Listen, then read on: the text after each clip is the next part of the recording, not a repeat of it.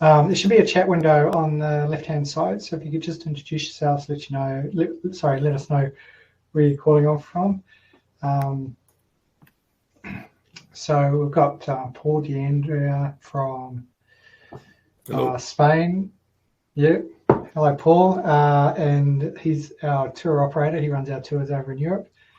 And of course, we've got Jodie Batchelor, my wife, who enjoys coming along to the tours as well and has some great insight around the logistics for the event. So without further ado, we'll get into it. And we'll have this available as a replay later on as well. So for people that are interested in having a look at it, it'll be available on our website. And also if you've signed up to this, then you'll get it as a link in the replay as well. So cool. So what I'm going to do is I'm going to share my screen and I'll just make sure I've got the entire screen. I'll just share this one here. All right, we're going to start with Sardinia to start off with. So that was the plan, wasn't it? The first one. Yeah, that's in terms of like the sequence of the tours. Next year we'll be starting with Epic Sardinia and then heading across to Epic Girona, Costa Brava as well. So this is the first one in the series for next year. Fantastic, awesome. All right. So Paul, do you want to run us through the sort of the overview of the...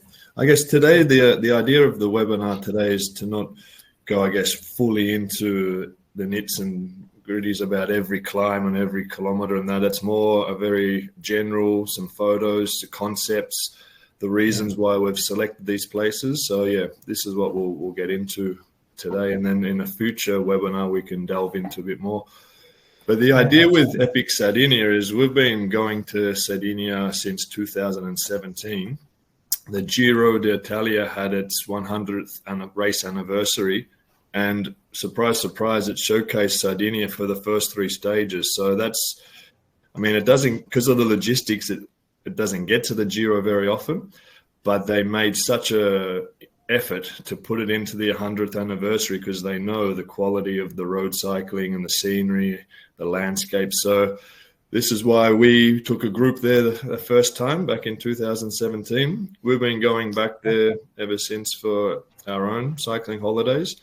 But then COVID railroaded us a little bit, so we had to sort of wait till getting the standard destinations back in 2022, 2023, etc.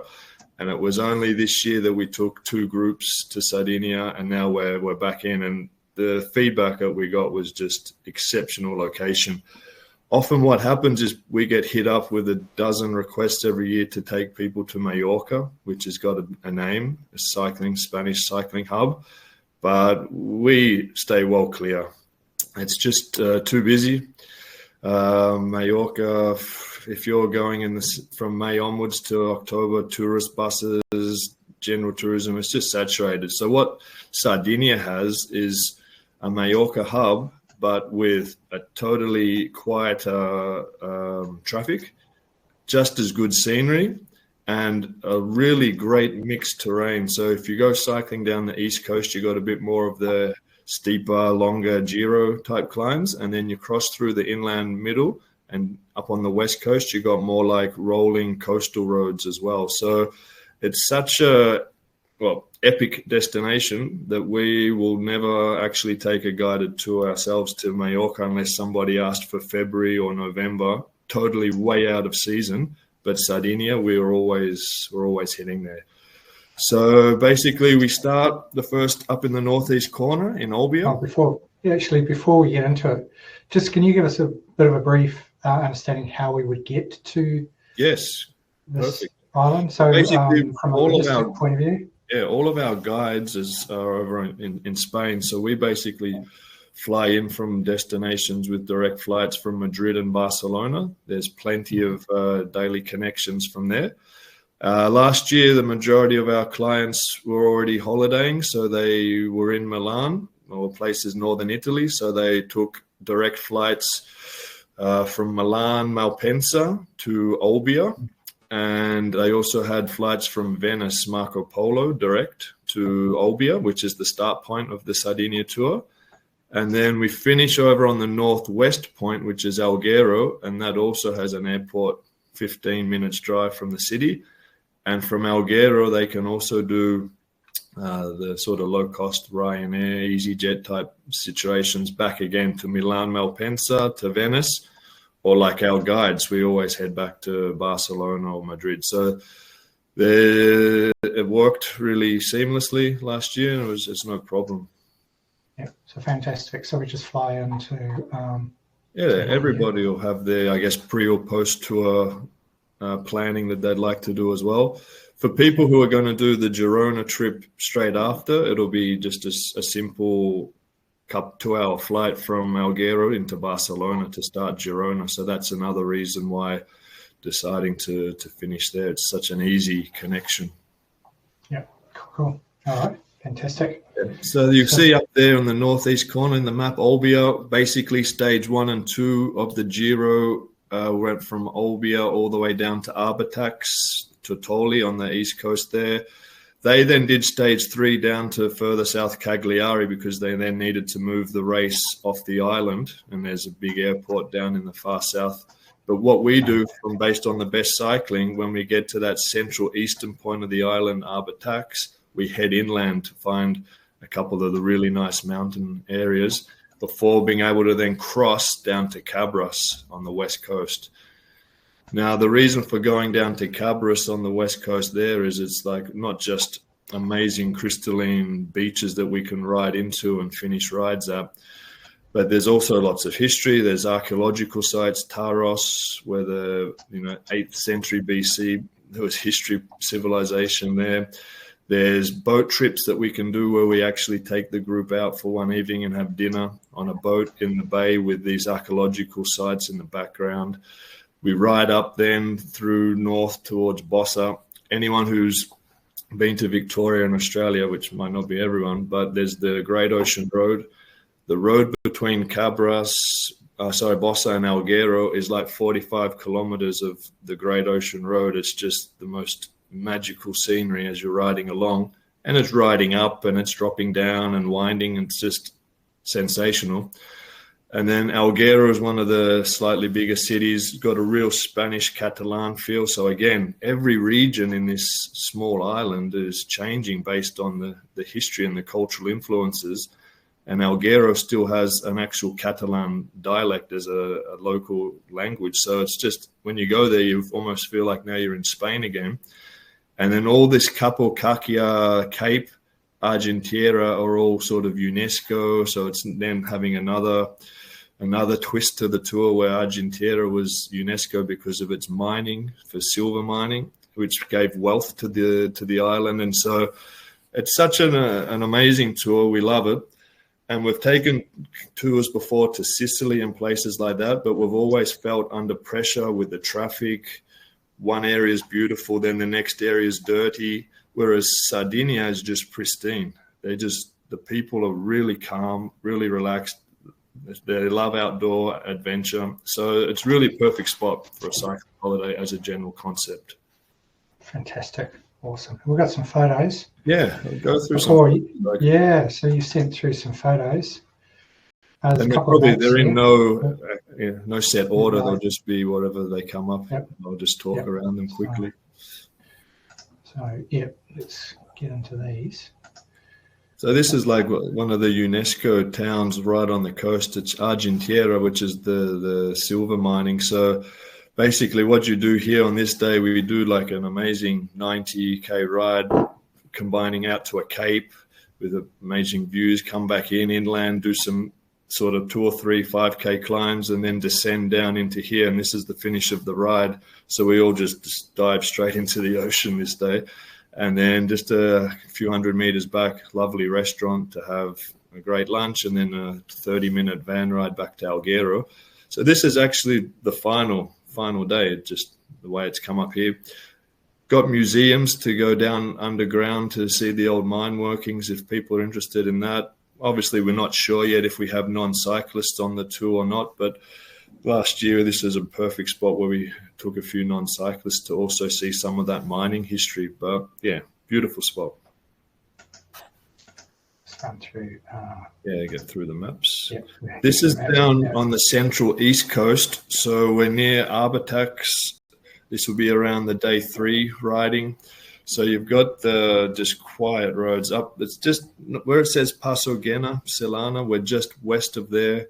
You've got so many of these 7.5 to 10K climbs, which is that 4.5 to 6%.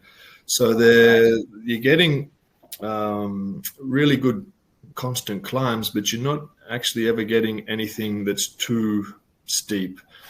In the other years, we've done so many epic Italian Alps, French Alps, Pyrenees, and we've had lots of 15 to 20K climbs, 8 to 10% pinches in there. We've always had the flexibility and the ability to let people do one climb, get to the hotel, decide where they want to continue. But a lot of those days have been 2,000 plus climbing. Here on these climbs and these itinerary, with a 90, 100K ride, 1,500, most people will actually probably get most of the climbs in instead of having to say, you know what, I need to save myself for tomorrow. I'm going to skip the second big French Alp climb. One of the reasons for doing this year was to try to create routes that really everybody will just be able to achieve, even though they're still getting to 1,500, 1,600 elevation every day, which is a great challenge. It's achievable. So this was one of the also other elements of this year I wanted to try and bring to the both itineraries, being Sardinia and Girona. Fantastic. This looks stunning. Yeah, it's Paul, amazing. is that a drone shot that, or are you? No, it's a photo. I was up higher. I was up higher, taking this photo back. So I was probably about half a K from the summit, and you could there was a point where I could get these mountains, also rows of mountains behind, but also the snaking road that's coming up. Really quiet. It's just amazing. These two photos are actually riding out to the same cape. Yeah. They're not the same location, but there's like a 5K climb out to the cape from Alghero, Capo Cacchia it's called, and it's just, again, it's out to the Capo Cacchia, the northwest there, yeah, where you got, there it is.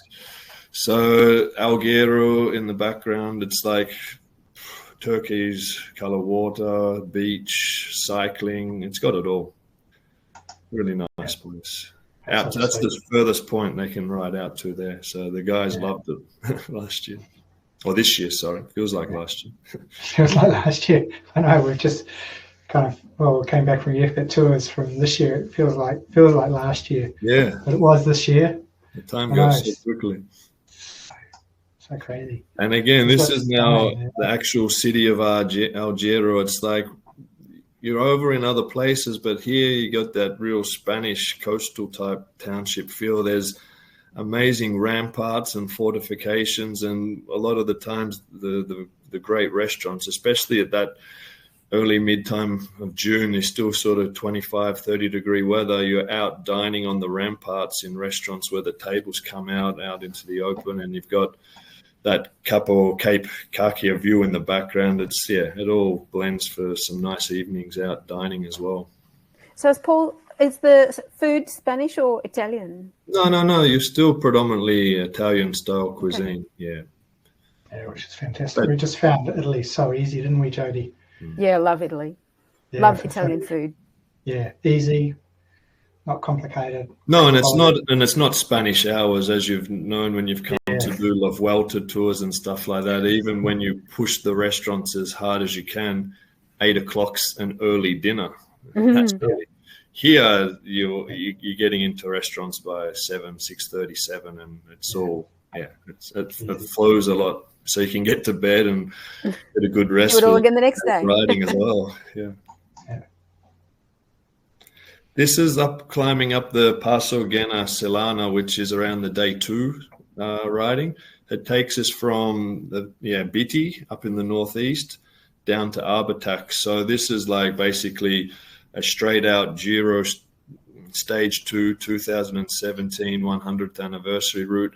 It's a long climb. It's 27 Ks from where we intersect it, but it's actually average percentage is only 3.5 because the last areas are false flats as well. But you're basically just riding up, and you've just got countryside.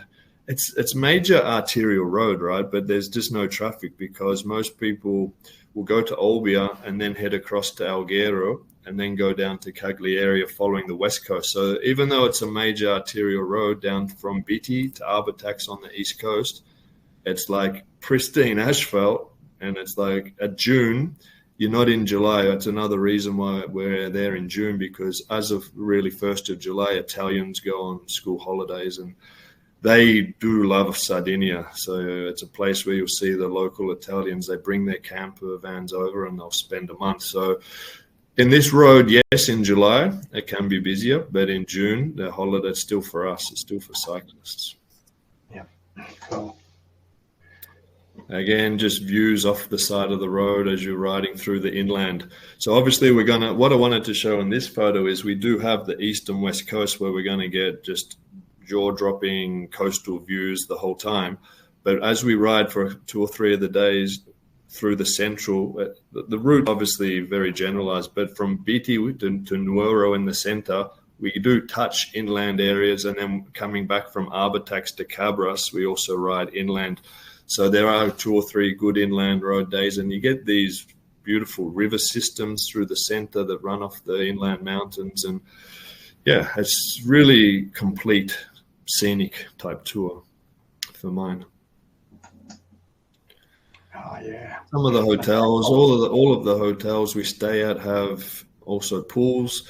So if we're not finishing rides down in little secluded coves and bays where we can have lunch and have a swim, all of the afternoons around the hotels have got lovely pools as well, especially that time of the year. It really is nice weather at the start of June. Yeah, it looks really quiet. There's no people in the shop. Was it? Yeah, I took it because I took this because I went also sometimes to do reconnaissance, and this was a photo from a reconnaissance trip I did where they were out of season. Oh, So okay. this is the hotel we stay at in Cabras on the west coast. And again, this hotel is only a 5-minute walk to the beach as well. Yeah, it looks really close. Yeah. Wow. Where else have we got? Again, the quiet climbs from the guys. They were here the end of June. They got some days where it went 30 plus, so that's why we want to go start of June. But yeah, they really got nice weather, quiet roads, just tinkering their way up around those sort of 4 to 6% climbs. They loved it. Yeah, gradient looks super, super easy. Yeah. Yeah. Again, this is an example where we're out on the ramparts. That view out the back is Capo Cacchia, and they call it the sleeping giant. So it looks like a giant sleeping on its back. That's what they call it out there. So you just got these amazing. At this dinner, people just eventually rushed, jumped up, and ran to the walls to get the sunset, because it was just like this amazing peach-colored sun that just then eventually came across. So again, outdoor dining, great weather, good times. Yeah, fantastic Italian food. What were you having here, Paul? Can you remember? Oh, I can't. Too many dinners out this year. But there was obviously here, I mean, not everybody is able to always like fish or seafood. There's amazing pasta dishes always. Yeah. But I think also here, there are quite a few of them. They love the fresh fish, and also they love the Vermentino, which is the Sardinian white wine. So fresh, so crisp. So we drank. Obviously, we had to make sure we're in good condition for riding, but there was a lot of Vermentino wine also enjoyed. It's fantastic there in Sardinia. Again, the Great Ocean Road type style in Victoria, in Australia, where I think they just did the UCI. Yeah, they did. Yeah, I was coaching quite a few people for that. Yeah, yep. So Sardinia has this style of riding as well on the west coast. So cultural towns being Bossa and Alghero, and there's that. We sort of ride in one day from Cabras we do loop rides around Cabras, and then we do a long ride from Cabras to Alghero, passing Bossa, and the last 45 Ks from Bossa to Alghero is, for anybody who's ridden in Victoria there, it's the Great Ocean Road. It's so beautiful. That was just a quick selection, because obviously I want to make sure I don't waste time and we don't get through Girona as well. But it's a fantastic trip. It's You know, we roll out trips that some clients just want straight out hardcore Sardinia cycling, so you stay more on the east coast and central, and then others want a little bit more recreational road cycling, so we spend more time on the west coast. What we've done with our epic Sardinia tour is combine the east, the central, and the west, and by doing the west, which is often a little bit easier, what we've done is combine some of our recreational rides and combine 2 days into one to bring up. Some people just want to do a 50K ride on some of our trips, which is fine if they're private groups. But to do the West Coast, what we've done is we've turned them into 90 and 100K rides by just ramping them up and moving through. But it's not like rushing the West Coast as well, because on Cabras we ride a big loop out to the east and south, which takes us to Torre Grande, which is that little, see Cabras on the west there, there's another cape just sticking out there. We ride out to there. So, it's a fantastic place. Awesome. So the itinerary for that one is available on both mine and Paul's website, but to get access to it from my site, just go tours, and down here in the Sardinia, you just click on this and it'll give you the outline of their itinerary. But basically it's 10 days, 950 Ks, and about 13,500 vertical meters over the entire trip. But obviously that's dependent. Yeah, that's dependent on which options you take. So there's obviously that's the most that you would climb, and the most that you ride. But you know, like Paul said, there were sort of 50K options for those people that want to do a little bit less or a little bit less climbing. Yeah, and so the dates, I don't think I confirmed. Sorry, from the 6th to the 16th of June. Yeah, fantastic. And then if you wanted to, I think this is all linked up. If you click on that link, then it goes actually 6th to the 16th of June. And this is where you could ask any questions of Paul, chat about it, a few more photos, and you know, obviously tour inquiries through Paul, and then you can book now for that one. All right, so yeah, but it's going to be awesome. All right, so we'll get into this one. Move across. So basically finishing on the northwest coast of Sardinia in Alghero, and a little flight across to Barcelona, very short flight, and all of a sudden back onto mainland Europe, and one of the, I guess, premium hubs for cycling, Girona. Yeah. So Girona is just about an hour 15 drive northeast of Barcelona, so makes Barcelona a great point as even if no one's thinking of doing the Sardinia tour, but they're keen on Girona, they fly straight into Barcelona and have a great chance just explore another beautiful city with easily 2 or 3 days of pre-tour activities there. Yeah, I highly, if you're taking a bike, me and Jody usually fly in a couple of days before the tour starts. Like this year we were in Milan, weren't we? Madrid. We were in Madrid for 3 days. Yeah, we checked out all the galleries and the palace, and just a fantastic sample. Yeah, it's very similar like that. Great Spanish food. And obviously Madrid there, we did the drive to then get up to San Sebastian to be close to that sort of Spanish-French Pyrenees for the trips this year. But so Barcelona is the same. It's got so many Gaudi-inspired cathedrals, houses, buildings, parks. Basically, wherever corner you turn, there's something mentioning Gaudi.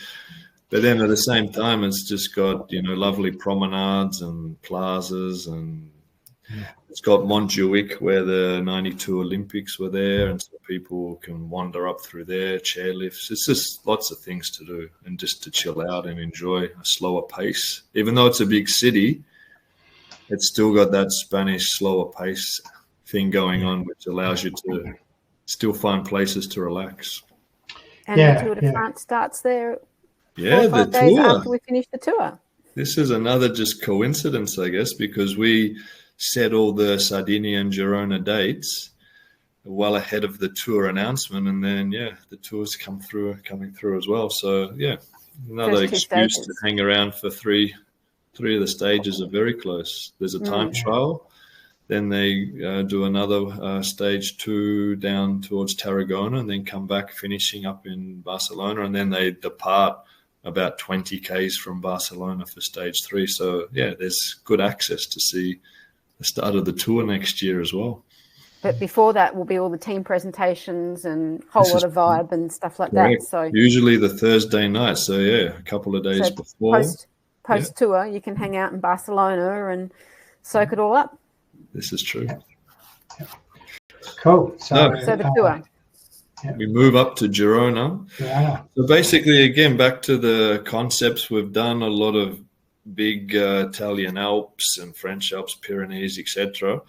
And the thing is, a lot of people choose Girona as a base, and usually it's a great idea for a few days, but Costa Brava is it's much more than just Girona. So we love getting into Girona and showing everybody the 3 or 4 routes that we love around it, but we also love branching out and getting down to the southeast, to the north, to the northeast, touching the French border.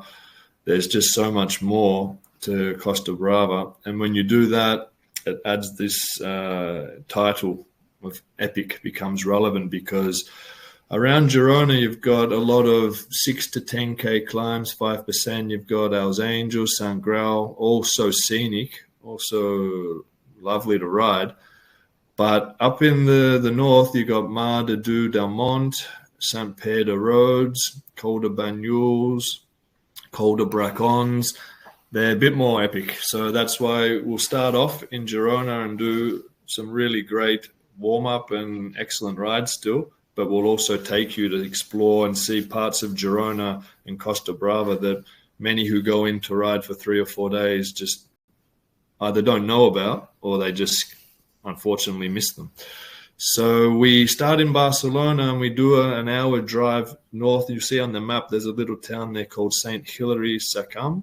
So basically we do a bike fitting from Barcelona, David, just above the Barcelona icon. Oh, sorry. Yeah. So rather than like just picking you all up in Barcelona and driving you straight into Girona, setting up, we go into this lovely little town up in the hills. We set up the bikes, do a bike fitting, have a little bite for lunch. And then instead of just doing a simple day one and look around Girona and bike fit, we actually ride 60 Ks into Girona as well. So that way we really create an awesome day one for the tour. And it's like riding through really like a canyon, really down through, descending initially, and then we just do a couple of 3K type climbs. So it's nothing overly strenuous day one, but it's a great ride to actually roll into Girona on your own steam. It's fantastic to do. So we're riding through there. And then once we're in Girona, well, we're going to make sure we tick all the big climbs. Just north, there's Lake Banyoles, which again was used for the rowing at the 92 Barcelona Olympics. It's such a lovely lake setting. It's an old volcanic crater. So that's really deep water. They use it for the rowing, And Rocacorba. Now, Rocacorba for me is not the most beautiful of all the climbs in Costa Brava, but it's probably the climb with the biggest name. And it's right there next to Lake Banyoles. So we do a loop ride from Girona, go around the lake, have a lovely coffee, go up to Rocacorba, and then come back down. But Rocacorba is tough. 9K climb. The average percentage of 6.5, 7 is a bit of a lie, because the last 3Ks are sort of all 10%. But one it's a bit like when you go to the French Alps and everyone thinks you need to do Alpe d'Huez, and then you get to Alpe d'Huez and you see that there's 2 or 3 other magical roads around it. Rocacorba is the same. You go to Girona, everyone has to do it, but then after 3 or 4 days later, you go, oh, wow, now I see why it took us to all these other climbs as well. So Rocacorba is like this sort of pro cyclist testing ground, because there's no pass, there's no real traffic. The pros who live in Girona, and there's hundreds who base themselves, male and females now, every year. So they go out there to sort of test their timing, their pre-season form. There's even stories going back to the day when Brad Wiggins and Dan Martin were pro riders, and they were like in fierce competition. as to who could get the fastest time up Rocca Corba. They'd drive their cars out to the base, set up on rollers for half an hour, 40 minutes, do an extreme warm-up, and then just bang, hit the climb and try and beat each other's records. So it's like this bizarre little climb that everyone has to do, but we'll make sure you do it, but we'll also promise you that there's so many better climbs that are out there as well. So Girona's great. You got out to the lake. You've got the Rocca Corba. We also go down to Sant Grau, which is for me one of the most prettiest climbs, because you climb from one side, the Girona side, the north, and then you descend the south down to the coastal road. Now, the coastal road there is so often used in the Vuelta Catalonia, so the Tour of Catalonia, which is usually in around March, April. It's one of the first pro races. It's a 5 or 6 stage race, and that's Sant Grau, and the coastal road there through towards Calella de Palafrugell on the east is so often used. It's like 30 odd Ks, a bit like talking Sardinia, where we had the coastal 45K road. This section here is just pristine as well. And again, late June, it's very quiet. It's very quiet. It's in Spain. The main summer holidays are August, and the French will start coming down to here mid-July as well. So we're picking dates that we know work for road cycling and making sure that the group feels comfortable out on all these most scenic routes. From Girona, we head down to this Calella de Palafrugell, and Calella is one of the most, we have 2 nights down there on the coast. It's like a little town. It's really typical Costa Brava town, Catalonian style, basically really unique, really easy to walk down, 3 or 4 different coves to swim in the afternoons, to go down and enjoy a drink, dinner. So we love to go down to Calella. We also have 2 really good rides based from there, because it's not on the map, but there's a medieval town, Peretalada, where we always make sure we ride into the little village. There's Monals, which is used for so many Spanish films. It's like a little plaza which they've filmed so many movies from. All sort of old walled towns. And it's not like places that you go in there and spend hours at, because they are very small, but they are just so pretty.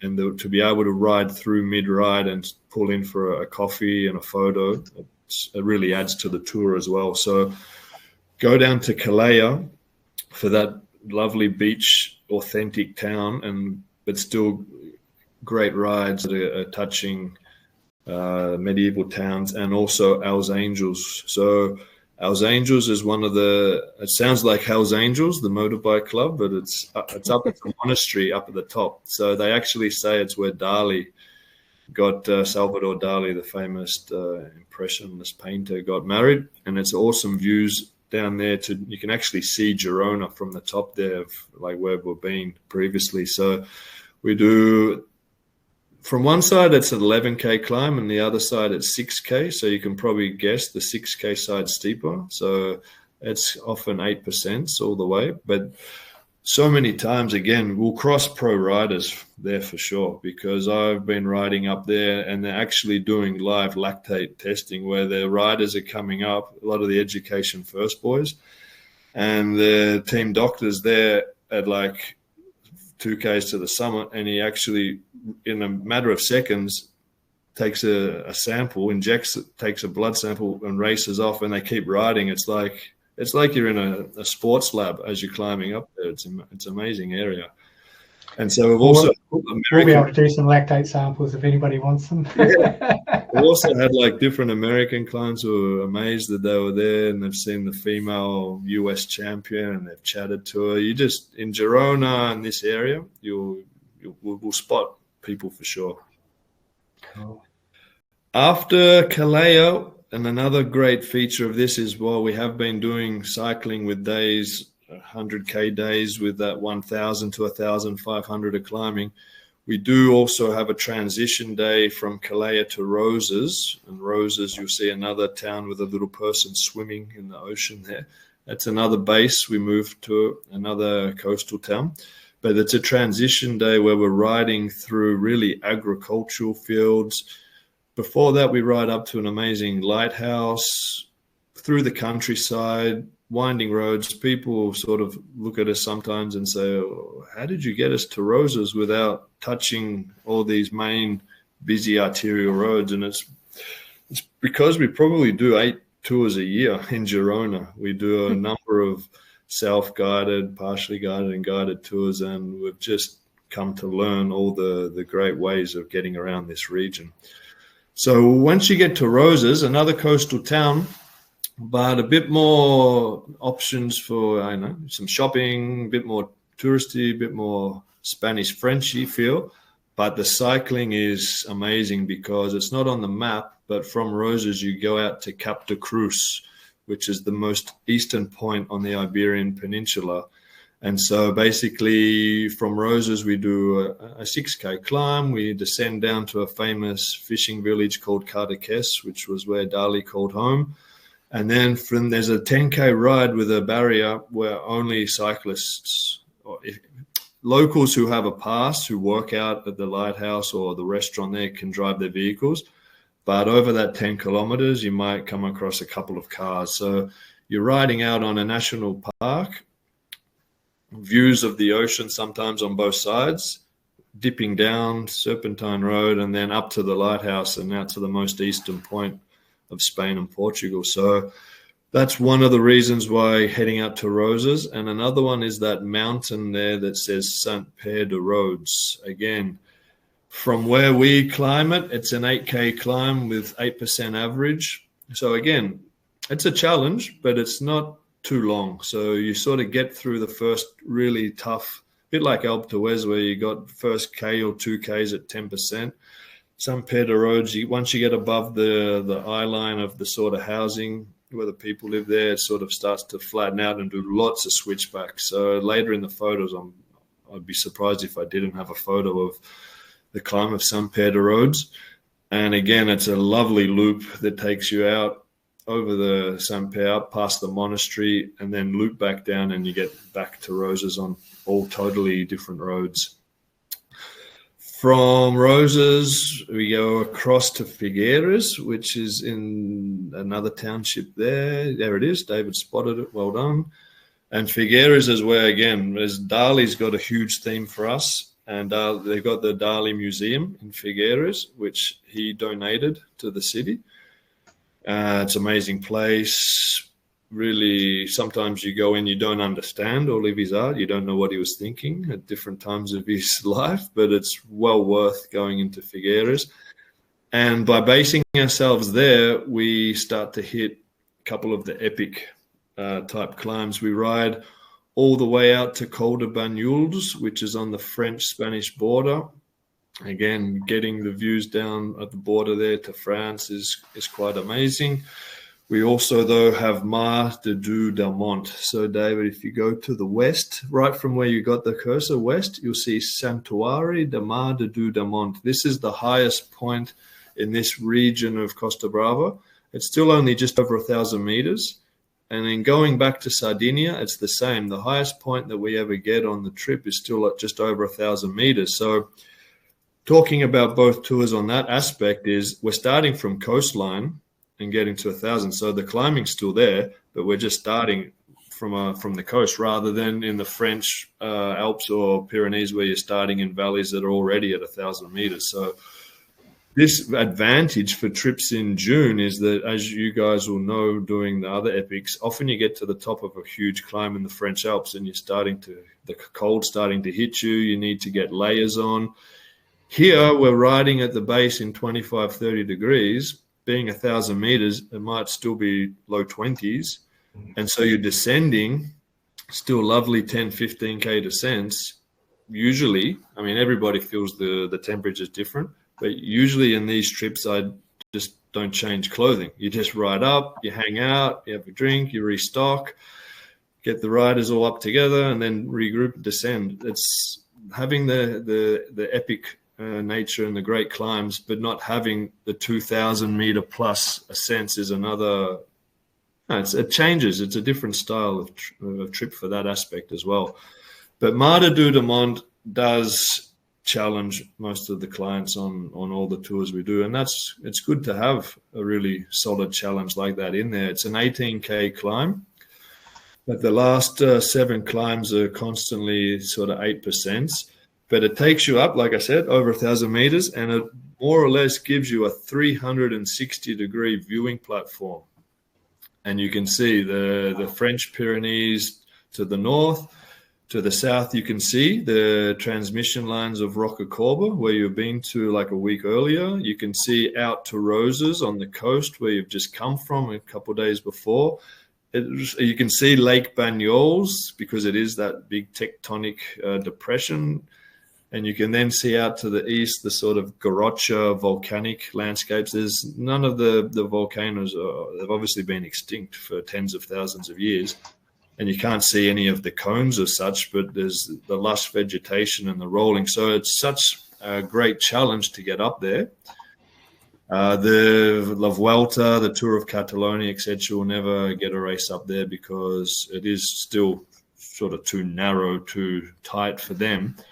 But for us to get up there in a cycling tour with vans and stuff like that, it's perfect. So we love to get out to Figueres and base ourselves there for a bit.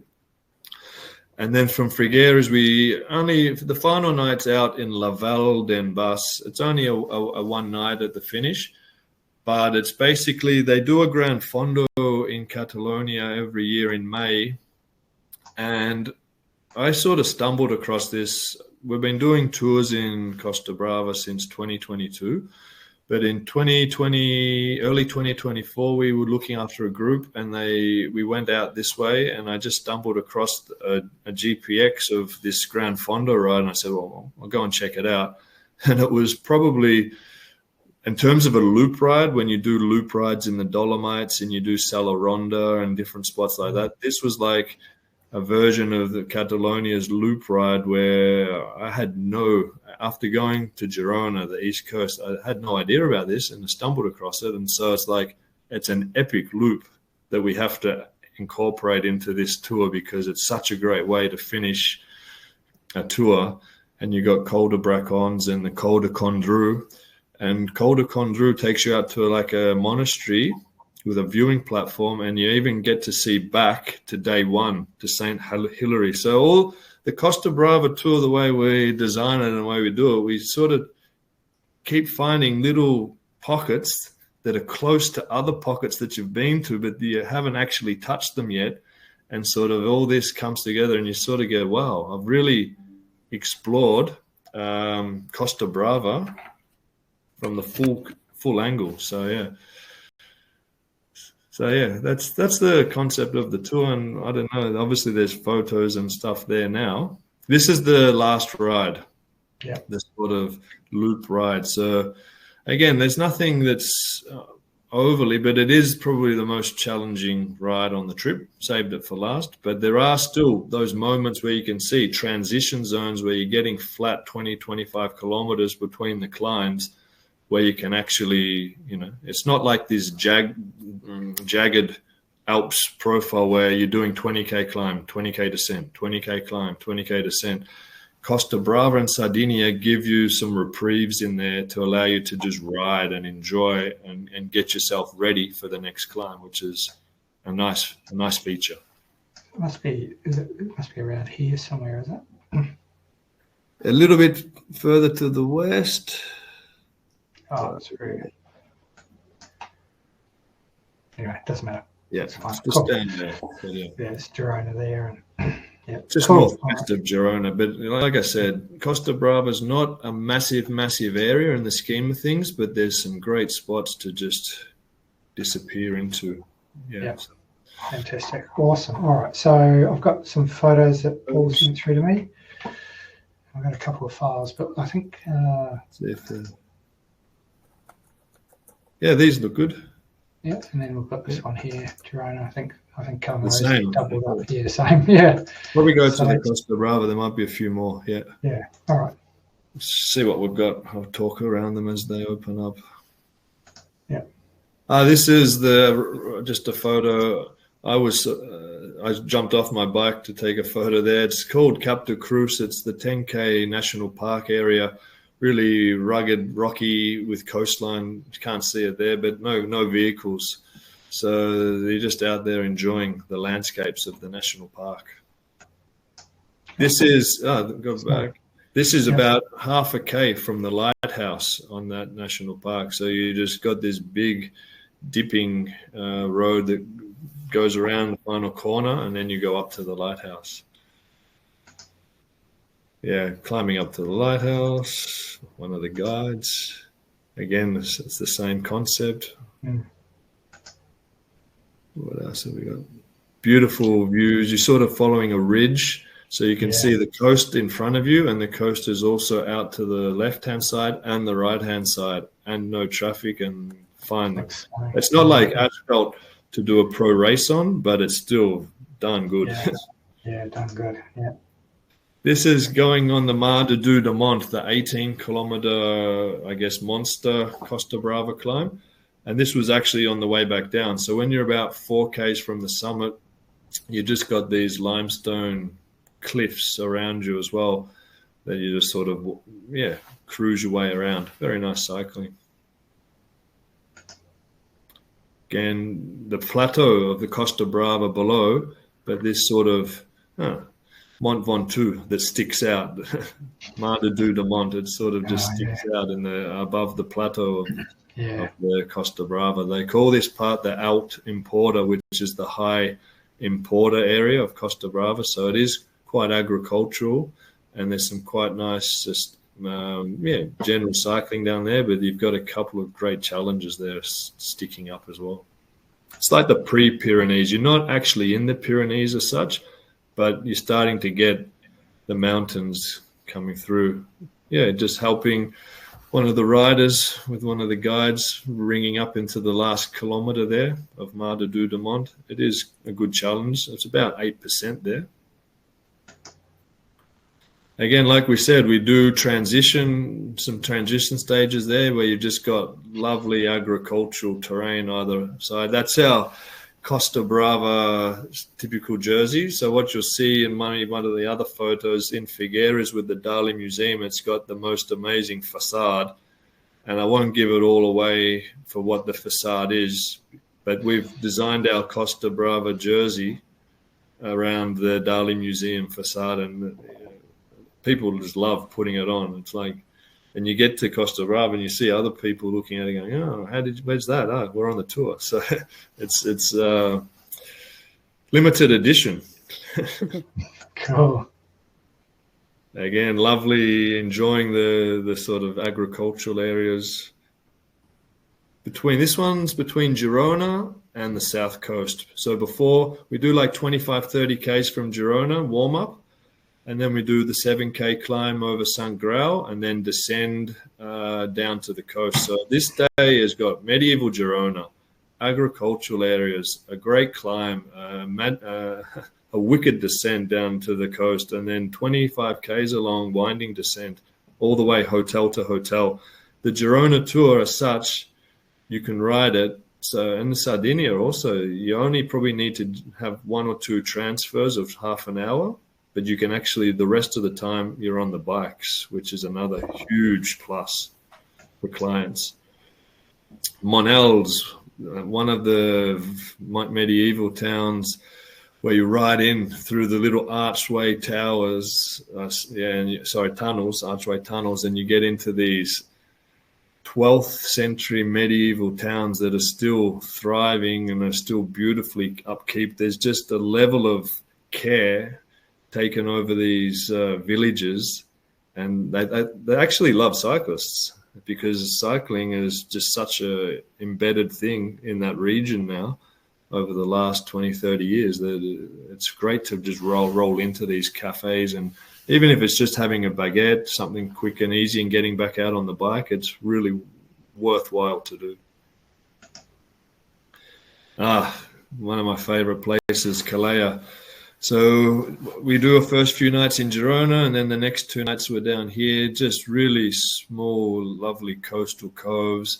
There's nothing better than finishing the day 4 and day 5 rides and then pulling the bikes right down there onto the edge and enjoying a drink, whether it's a sparkling water, a beer, wine, whatever you like. But it's the group always will stick together. They're just, when you finish in places like this, the people just want to congregate and have a drink together and recount the stories. It's just built. This region's just built for that experience. It's the riding, it's the camaraderie. It all just sort of comes together.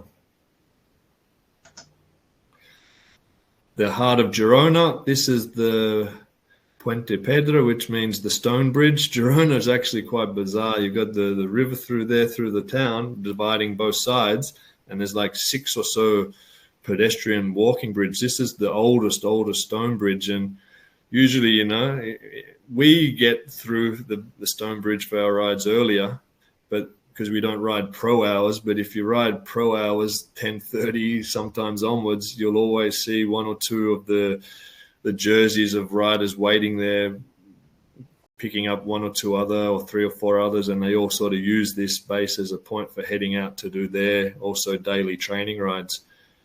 Saying that, though, we will see for sure riders out there and around town. This is not this is the second coastal town that we're in.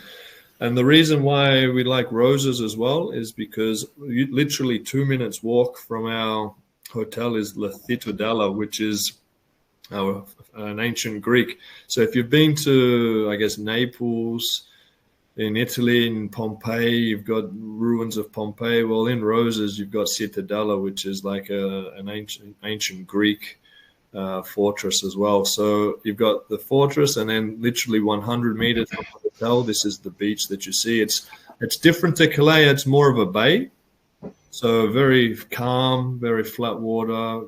Also post ride, nothing better than getting in for a swim as well. Rocacorba, everybody has to do Rocacorba. Up to those 2 iconic transmission towers up there. You can see it's 970, so it's the second highest point. Yeah, it's not high, is it? No, it's none of the Sardinia or Girona climbs are actually really high, which is great because you've got such low plains, but you got great weather always.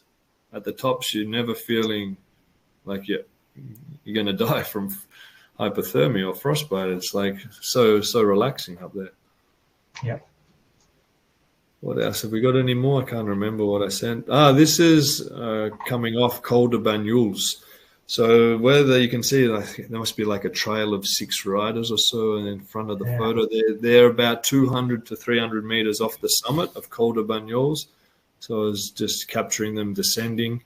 This is right on the French-Spanish border. So we don't actually ride into France. It's not necessary. The best cycling actually in this region is all on the Spanish side.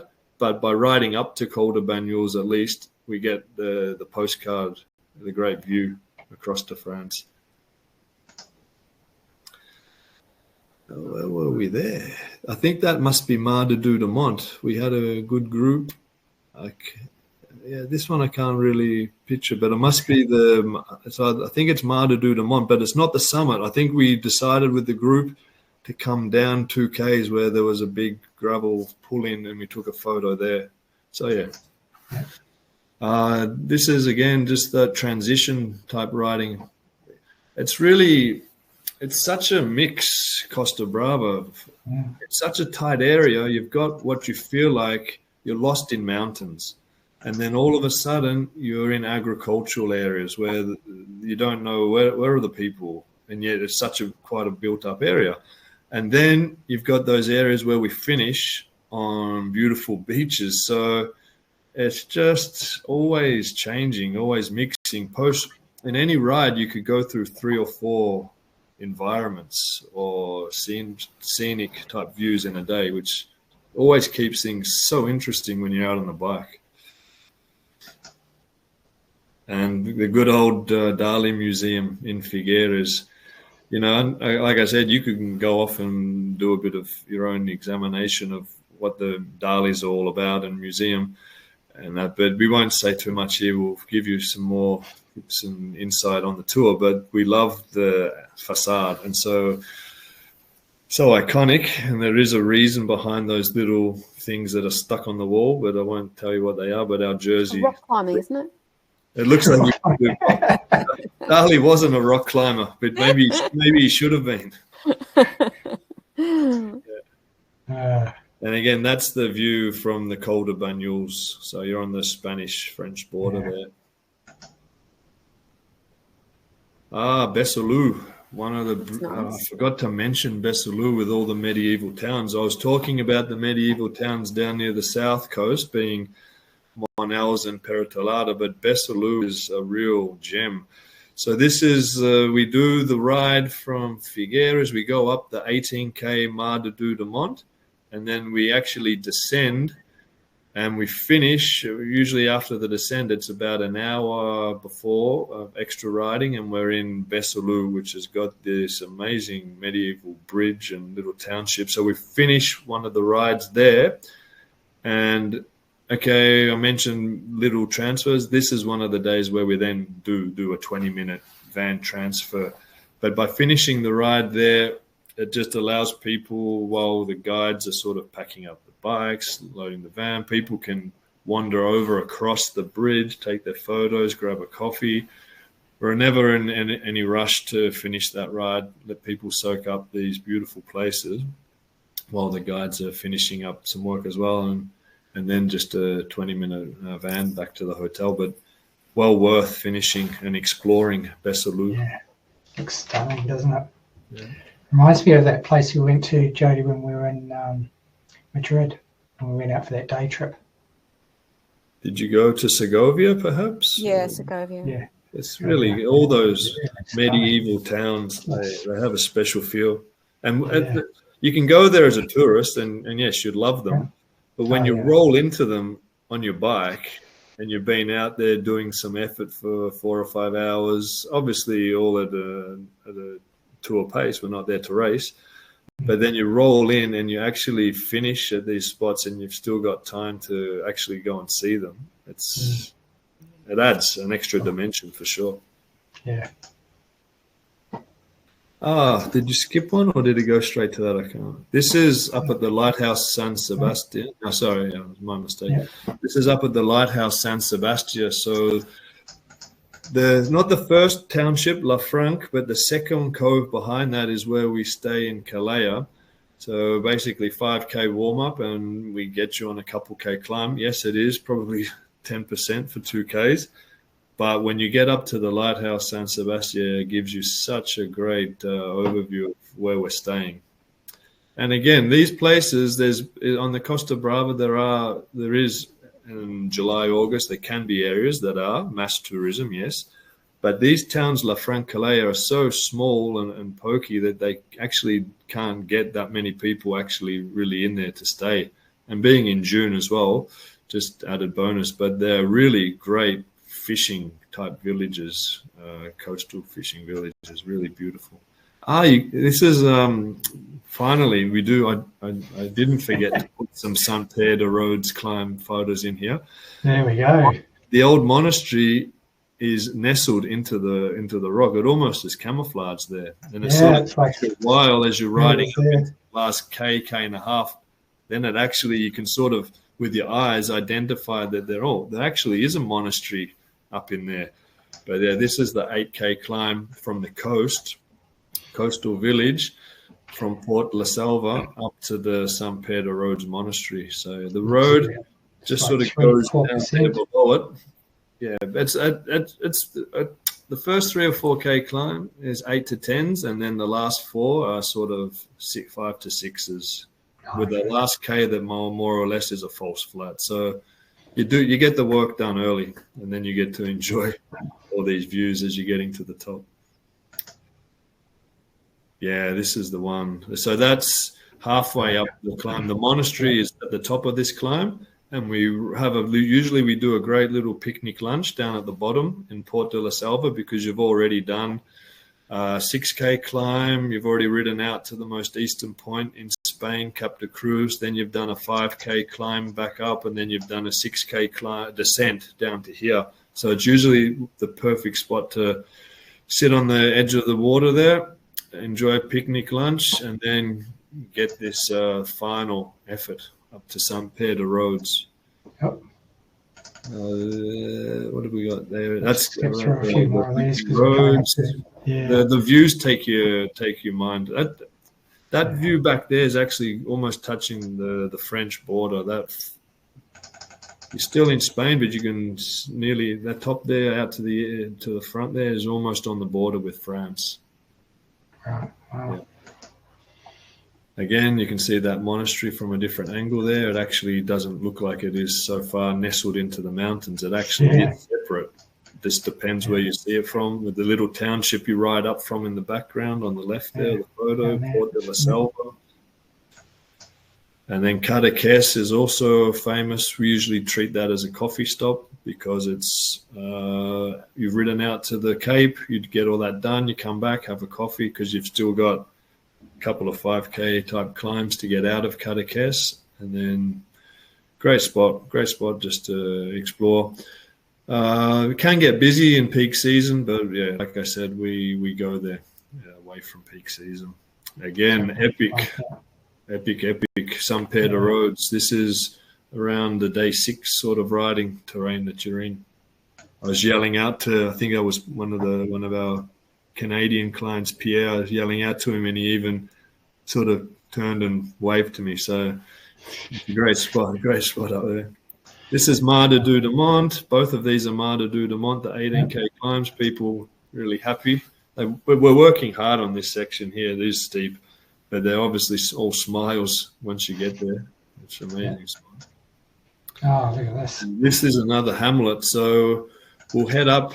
Usually we do, like I said, between 6 to 8 Girona tours every year, but we don't always, because I guess we're often a bit more recreational. But with this epic style where we are trying to add an extra 1,500 type meter elevation days, we get up to Beguet in this little township here.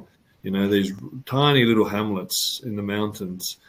So we're making sure on the epic Girona trip that we will take you up to these sort of places. This is Castellfollit de la Roca. It's like a basalt outflow. So when I did mention the Garrocha being a volcanic area, it's like these townships that are just built on the edge of ledges, basalt crops. So you can see to the west of that cathedral, David's got the cursor, there's like a barrier there. It's like there's no buildings. So we ride out to there. We take you out through the towns, ride out through there. Great views looking back to there. And there's also awesome bakeries. It's an awesome bakery in that town to make sure we get a coffee. And what can you say? Finishing on the coast, your rides, whether it's Sardinia or Girona, both trips have at least 3 or 4 of the rides where you are right there finishing in the water. Excuse me. All right. It's been a long day. Okay. Yeah. So thanks, Paul, so much. So again, this tour, sorry? So many options to do. So many options. Yeah. So again, to get to this, you just go to the tours link, scroll down, and then this tour here for the itinerary, you can click on that link there and it will bring up the itinerary document. It's got a little more details about the tour. Again, it's 10 days, 915 kilometers total. Don't have to do all of that, and 13,000. But again, you don't have to do all of those vertical meters. And then this link goes straight to Paul's website. So if you want to find out more information about the tour, here are the dates. Again, it's straight after the other tour in Sardinia, and pricing and stuff. If you want to have a chat to Paul, you can just click on this one. And then obviously the book now link. So Paul, I want to thank you so much for taking time out of your busy schedule, because I know you've been on tour for such a long time. We finished our final tour yesterday, so I got home last night, and now I can spend a bit more time with the family and make sure all the 2026 stuff's in good order. Yeah, no, it looks like an amazing couple of tours you put together. So, of course, like I mentioned, if you can always contact me, and I'll usually forward any of your requests about any of the tours through to Paul, or you can contact Paul directly on his website about the tours. And, of course, I'd love to have you on them. Yeah. Thanks very much for your time tonight. Like always, thanks for putting it together, the webinar. Oh, you're welcome. And we'll catch up with you at some point in the future. So thanks so much. Thanks, Paul. Okay. Thanks Jody. David, Jody. Bye. Thanks, everyone. Thank you. Okay, bye. Bye. Bye.